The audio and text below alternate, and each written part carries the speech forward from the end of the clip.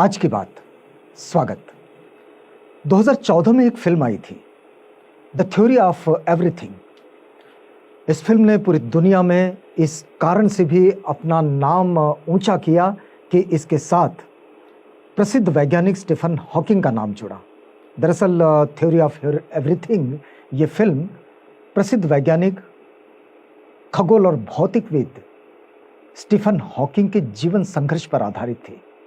इस फिल्म में यह दर्शाया गया है कि किस तरह स्टीफन हॉकिंग ने अपनी विकलांगता को दूर रख अपने सपनों को पूरा करने की जिद रखी और उन्हें पूरा भी किया, और पूरी जिंदगी इन सपनों को पूरा करने के लिए, मतलब उनका जो खोज का सपना था, उस सपने को पूरा करने के लिए वे किस तरह संघर्ष करते रहे और उसमें सफल भी हुए। इस पर यह फिल्म आधारित थी। आज स्टीफन हॉकिंग का स्मृति दिवस है, 14 मार्च है। 14 मार्च को स्टीफन हॉकिंग्स ने इस दुनिया से विदा ली थी। आज स्टीफन हॉकिंग को हम याद करेंगे, लेकिन स्टीफन हॉकिंग को किस रूप में याद करना चाहिए? स्टीफन हॉकिंग के जितने भी शोध हैं, उनकी जो खोज है, उसमें बड़ी महत्वपूर्ण खोजें हैं खगोल शास्त्र पर, भौतिक शास्त्र पर, और इन खोजों में एक बड़ा मार्गदर्शन भी है हमारी आज की दुनिया के लिए। आधुनिक समय में स्टीफन हॉकिंग ने जो कुछ दुनिया के सामने रखा, दरअसल वो दुनिया के लिए बिल्कुल नया था, और ऐसा भी था कि जिससे दुनिया इस खोज की क्षेत्र में आगे बढ़े और हमारी इस पूरे ब्रह्मांड को समझने का प्रयास करें। एक बात आपको याद दिलाते हैं, स्टीफन हॉकिंग आइंस्टाइन से आगे बढ़ते हैं।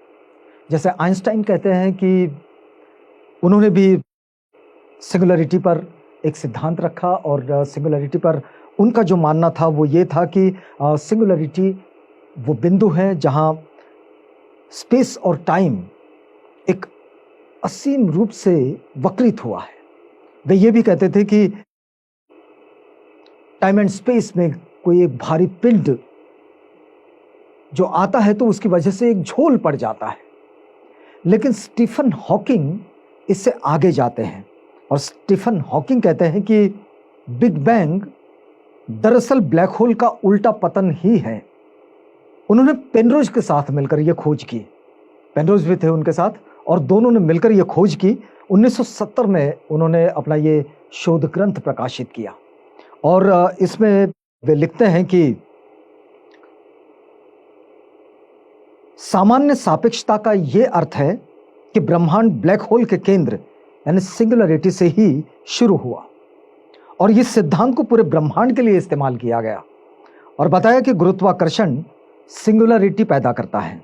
उन्होंने ये भी बताया कि आइंस्टाइन के सिद्धांत ने सिंगुलरिटी की जो भविष्यवाणी की थी वो महाविस्फोट का सिद्धांत ही था, जिसको बाद में स्टीफन हॉकिंग ने बड़े विस्तृत रूप में अपने दूसरे पुस्तक में लिखा है। ब्लैक होल का सिद्धांत भी स्टीफन हॉकिंग ने दिया है।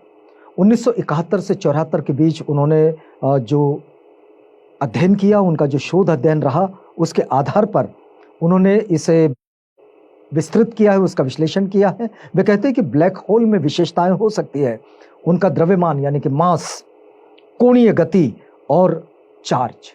ये जो 3 चीजें हैं, ब्लैक होल विकिरण का उत्सर्जन करता है, और जो तब तक जारी रख सकते हैं जब तक वे अपनी ऊर्जा को समाप्त नहीं करते। तो ये बड़ी महत्वपूर्ण बात जो स्टीफन हॉकिंग लेकर आए थे, और उन्होंने एक बात इससे ये भी जोड़ दी कि उसका वाष्पन करते हैं। हॉकिंग इसे विकिरण भी कहते हैं। 1971 में उन्होंने ब्लैक होल्स नामक अपने निबंध के लिए प्रतिष्ठित ग्रेविटी रिसर्च फाउंडेशन से पुरस्कार भी जीता था। ये उनका बड़ा महत्वपूर्ण अध्ययन रहा। कॉस्मिक इन्फ्लेशन थ्योरी पर भी उन्होंने काम किया। 1982 में उनका ये पेपर प्रकाशित हुआ है। एलन गुथ द्वारा ये सिद्धांत 1980 में फिर दिया गया। भौतिक कॉस्मोलॉजी, कॉस्मिक इन्फ्लेशन वो सिद्धांत है जिसमें ब्रह्मांड महाविस्फोट के बाद शीघ्र ही फैल जाता है। ये जो महाविस्फोट की बात जो सिंगुलरिटी के सिद्धांत में आइंस्टीन ने की थी, उससे बिल्कुल आगे चलकर उस बात को उन्होंने महाविस्फोट तक उसका एक विशेष अध्ययन करके स्टीफन हॉकिंग्स ने इस बात को रखे हैं। आप समझिएगा कि आज स्टीफन हॉकिंग इन सारे चीज़ों को हमारे पास देकर गए हैं, और ये वैज्ञानिक खोज की दृष्टि से और वैज्ञानिक खोज के क्षेत्र में ये उनका बड़ा महत्वपूर्ण योगदान है। यूनिवर्स का वेव फंक्शन पर मॉड्यूल जो है वो भी एक बड़ी खोज है स्टीफन हॉकिंग की, और a brief history of time ये उनका बड़ा पसंदीदा विषय भी रहा है, और इस पसंदीदा विषय पर उन्होंने बड़ा अच्छा काम किया है। उनके जो पुस्तक हैं the brief history of time, इस किताब में उन्होंने ब्रह्मांड, कॉस्मोलॉजी जैसे कि महाविस्फोट का सिद्धांत, ब्लैक होल के बारे में उन्होंने इस पुस्तक में बड़ा विस्तार से लिखा है। 1988 में इसका प्रकाशन हुआ था, और लगातार 237 सप्ताह तक संडे टाइम्स का बेस्ट सेलर रहने के कारण इस पुस्तक को Guinness book of world records में भी इसे शामिल किया गया। इस पुस्तक की लगभग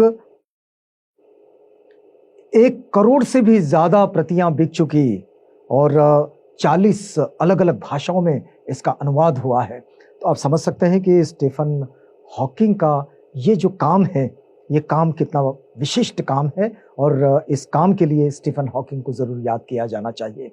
ये तो हुआ उनका वैज्ञानिक खोज के क्षेत्र में विशेष योगदान, लेकिन उनके कुछ खास विचार हैं।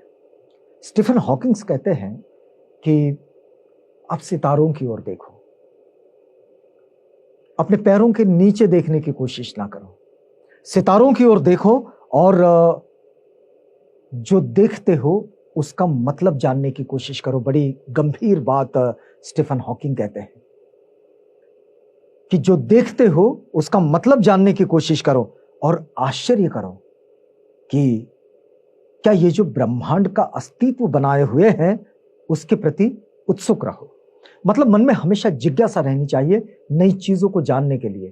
तो इसलिए अपने जमीन के नीचे, अपने पैरों के नीचे ना देखो, बल्कि आसमान की ओर देखो, और आसमान में जो कुछ दिख रहा है उससे आश्चर्यचकित हो जाओ, उससे मन में एक जिज्ञासा उत्पन्न करो और सोचो कि इसमें क्या खास है। इससे खोज वाली जो प्रवृत्ति होती है वो बढ़ जाती है। तो स्टीफन हॉकिंग हम सब के लिए एक मार्गदर्शन देकर जाते हैं, और नए वैज्ञानिकों के आने की जो संभावनाएं हैं उसको बनाते रहते हैं। इसके हम दूसरी भाषा में कहें कि हम साइंटिफिक टेम्परामेंट को बनाए रखें, और हर बार चीजों को उसके परिणाम की ओर देखते हुए उसके कारणों की ओर भी जाने की कोशिश करें, ताकि परिणामों को ठीक तरीके से उसका आकलन हो सके। एक और कहते हैं बात स्टीफन हॉकिंग, चाहे जिंदगी जितनी भी कठिन हो, आप हमेशा कुछ ना कुछ कर सकते हो और सफल हो सकते हो। ये बात उन्होंने अपने स्वयं के जीवन से बताई। दरअसल मज्जा तंतुओं के एक बड़े ही गंभीर बीमारी से वे पीड़ित थे। सब जानते हैं कि उनके सारे अंग लगभग ये शिथिल होते गए, और फिर उसके बाद वे अपना वर्किंग कैपेसिटी भी गंवाते रहे, वो सारे ऑर्गन्स। लेकिन बावजूद इसके उन्होंने अपने आप को कभी कमजोर नहीं माना। इसलिए वे कहते हैं कि चाहे जिंदगी कितनी भी कठिन हो, लेकिन कुछ ना कुछ तो हम कर ही सकते हैं। वे कहते हैं कि मैंने देखा है वे लोग भी जो ये कहते हैं कि सब कुछ पहले से तय है और हम उसे बदलने के लिए कुछ नहीं कर सकते, वे भी सड़क पार करने से पहले देखते हैं। बड़ी महत्वपूर्ण बात है। जो लोग भाग्य, नसीब, इन सब चीजों पर, लक, इन सब चीजों पर काम करते हैं, इन सब चीजों पर विश्वास रखते हैं और कहते हैं कि भाई ये तो होना ही था, ये तो होता ही है, ये तो पहले से तय था, ये सारी तय चीजें होती हैं और जो तय होता है बस वैसा ही होता रहता है।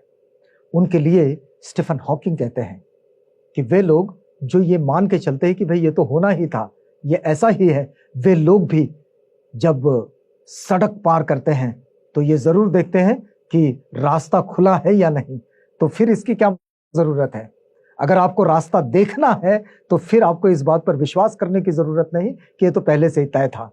तो इसलिए स्टीफन हॉकिंग साइंटिफिक टेम्परामेंट के प्रति इतने आग्रही है कि वे लोगों को इसके प्रति मार्गदर्शन भी करते हैं। एक और बात वे कहते हैं कि बुद्धिमत्ता बदलाव के अनुरूप ढलने की एक क्षमता है। इंटेलिजेंसी जो होती है वो बदलाव के अनुरूप ढलने की एक क्षमता है, क्योंकि बदलाव ये संसार में है ही, परिवर्तन के बगैर संसार नहीं है। और इसलिए बुद्धिमान वो है जो इस बदलाव के साथ ढल जाता है। एक और महत्वपूर्ण बात वे कहते हैं कि विज्ञान केवल तर्क का अनुयायी नहीं है, बल्कि रोमांस और जुनून का भी वो अनुयायी है। वो सिर्फ तर्क नहीं करता, वो रोमांस और जुनून भी है उसमें। यदि आप हमेशा गुस्सा या शिकायत करते हैं तो लोगों को आपके पास आने के लिए समय नहीं रहेगा। अगर आप हमेशा गुस्से में रहते हैं, यदि आप हमेशा किसी के ना किसी के प्रति केवल शिकायत करते रहते हैं, तो गुस्सा और शिकायत में जीने वाले लोगों के पास कोई दूसरे आना नहीं चाहते, उनके पास वक्त नहीं होता उनके पास आने के लिए। तो इसलिए गुस्सा छोड़ें और शिकायतें करना बंद करें, बल्कि रास्ते ढूंढें। अतीत भविष्य की तरह अनिश्चित होता है। जैसे भविष्य अनिश्चित है, अतीत भी अनिश्चित है, क्योंकि वो भी बहुत सारी चीजों का बदला बदला सा परिणाम है, और वो परिणाम भी किसी दूसरे परिणाम का कारण बन जाता है। तो इसलिए ये सब चीजें अनिश्चित हैं और ये कुछ भी निश्चित नहीं है। इसका मतलब ये सारी चीजें जो है ये बदलती रहती है, और बदलाव की ये बात अनित्यता की, मतलब नित्य की तरह कुछ न रहे, सब अनित्यता की बात, जो बहुत पहले 2500 साल पहले तथागत गौतम बुद्ध ने इस बात को लोगों के सामने अपनी खोज के जरिए रखा था कि भाई ये दुनिया अनित्य है, यहाँ कुछ भी हमेशा की तरह टिकने वाला नहीं है, हमेशा की तरह रहने वाला नहीं है। हर चीज परिवर्तनशील है, बदलती हुई है और बहुत तेजी से बदलती है। स्टीफन हॉकिंग इस बात को अपनी खोज के द्वारा निश्चित कर देते हैं, और वे कहते हैं कि यहां कुछ भी निश्चित नहीं है, ये सब कुछ बदल रहा है और ये बदलता ही रहेगा। परिवर्तन ये इसका स्थायी भाव है, और परिवर्तन स्थायी भाव कह दे तो कुछ भी स्थायी नहीं है, मतलब सब चीजें अनित्य है। स्टीफन हॉकिंग की इस याद को यहां रोकते हैं। आप बने रहिएगा आवाज इंडिया के साथ। अगली कड़ी में आपसे पुनः मुलाकात होगी।